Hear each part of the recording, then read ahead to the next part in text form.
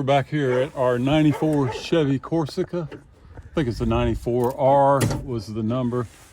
There's a rivet that goes into this right here that holds this horseshoe clamp that holds the trunk lock in. Fortunately, on this Corsica, we have that in place so that we can take this lock out, and rather than go to all the trouble that we would have to remove a door panel and all, we were able to actually pop. Well, here we go.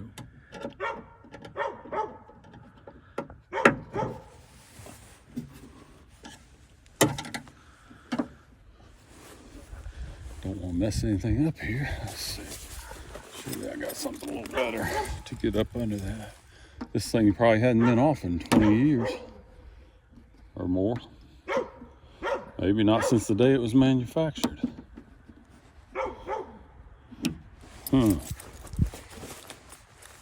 Pause that video a minute, Pearl. Let me go grab something. There we go. It was just kind of stuck from years of non-usage. Okay, so we'll take this back to the van. We'll have to drill.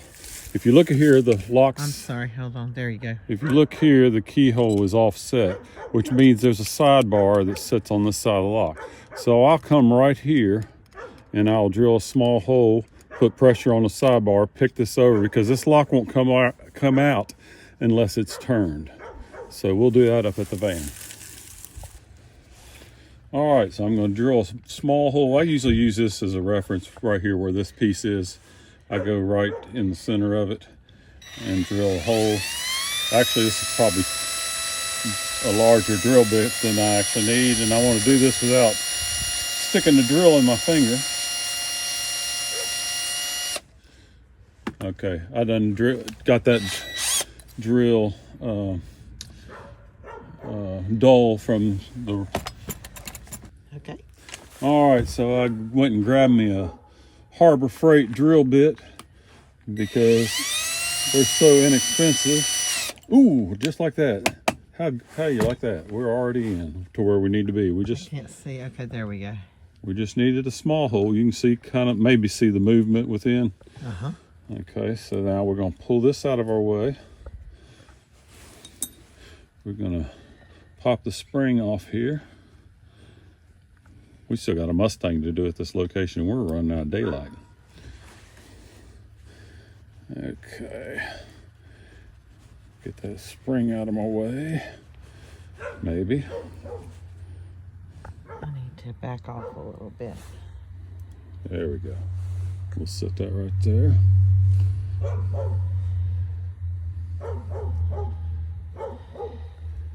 Okay, now before I tear into this, pause the video just a moment. Okay, so I paused for a moment because I wanted to know, can I be aggressive with taking this off, or do I need to be careful? Careful would mean I would gently go around and peel all this apart, but I have this, a replacement cap. That allows me to be aggressive, and I can walk around this thing and take it off much faster without worrying about having to put the same cap back on. So we're just basically destroying this cap as we take it off, but that's only because we have a replacement. There is a nice tool put out by Gator Tools. They're not paying me for this, but they make a tool that removes the caps and you can reuse the caps. Okay, so still this thing will not come out. So at this point in time, I got my sidebar exposed over here, so I will take this and I'll put some pressure on that, and then I will take a lock pick from here and we will put pressure on that, and I'll rake it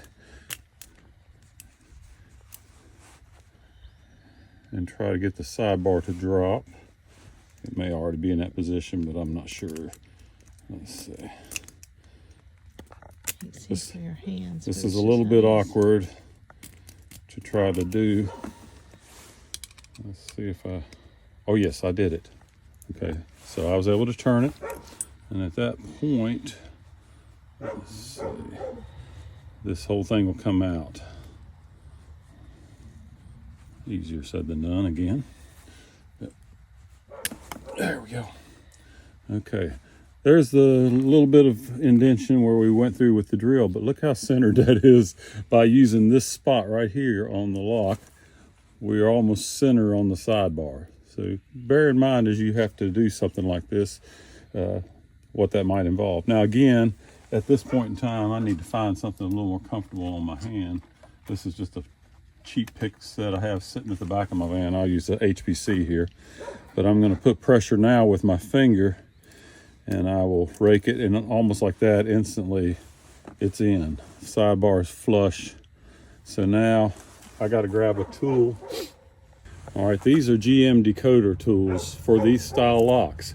Notice the real long one here, that's a 5, 4, 3, 2, 1. I usually start with a 5 when we got 6 spaces here.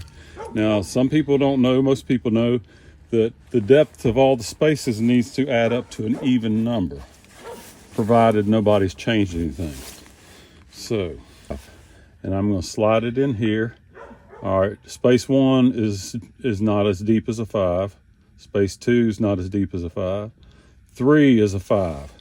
So we'll go here and I'll put dash, dash, 5, and then dash, dash, dash. There's 6 spaces in there. So we know the 3rd space is a 5 because it went flush. Now we'll go to the 4th space, no, 5th, and 6th.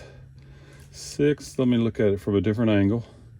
That's going to be a 4. I can just tell it didn't go all the way in on the 5, so we don't even have to pull out the 4 yet for that one. I know that it was close enough that it was. All right, so now I got number 4 out. Again, that one's close enough. I'm going to make that a 3.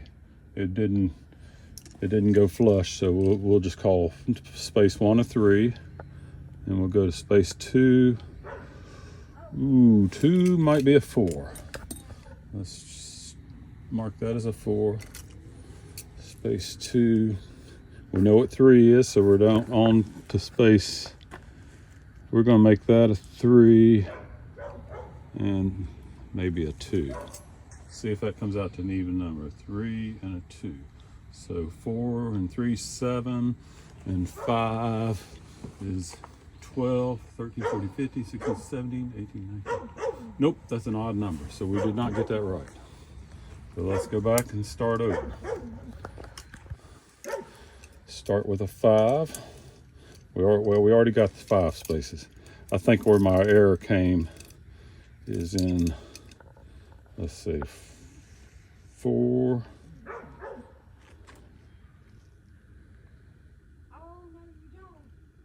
Maybe 4, 4, and then that's a 5, 4. So 4, 4, 5. Okay. Grab my number 4 again and go to that one. That's a 4. We don't know what that is. And that's a 4.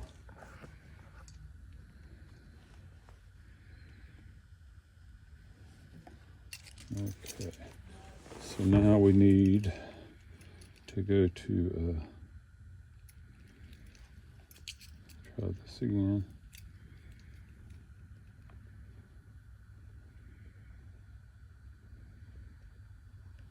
That's a 4, and then this one is going to be, okay, if this is a 4, we've got even, odd. So let's call this a 3. Let's cut a key and see what we got. It was really 3, 3, 5, 3, 2, 4. Yeah. This back together. Let's see. Probably. There we go. Where's my sidebar? Should line up over here. What am I doing?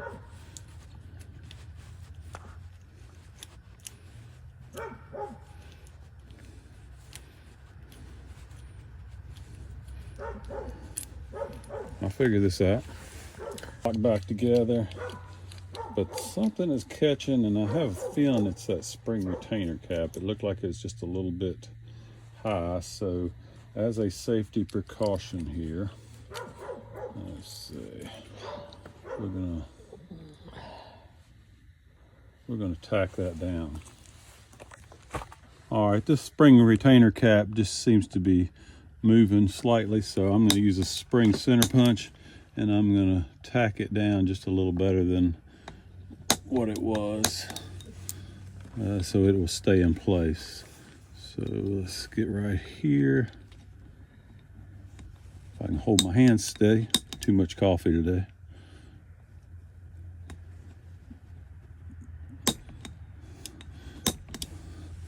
This is another one of them items that you can tear up your fingers with if you ain't careful. Let's see. Okay, there you are. Okay.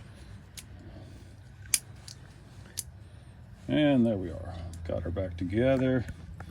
Let's pull our key out if it'll let us. Okay. Now we need to find our springs. We got 2 springs to go on here. One right there. The other right there.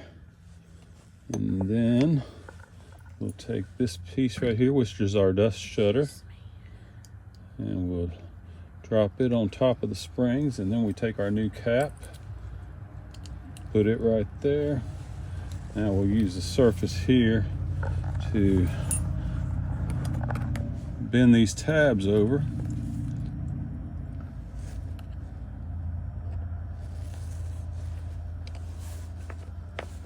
Which will hold our new spring retainer cap in place.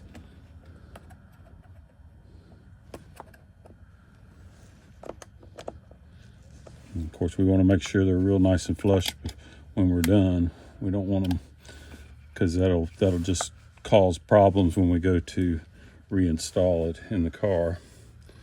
So let me see if I can. I ended up with this one in a bad location. I can do this without hurting myself. There we go. That's where I wanted it. All right, there. And we'll bend that one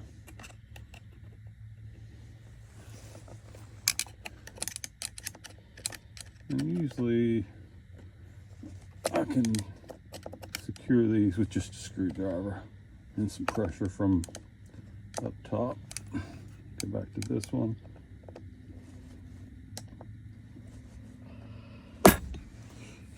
And here.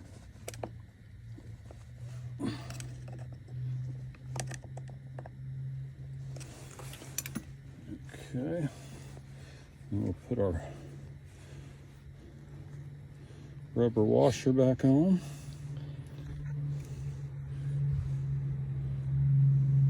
Okay. Now the fun part here is, how did that spring go?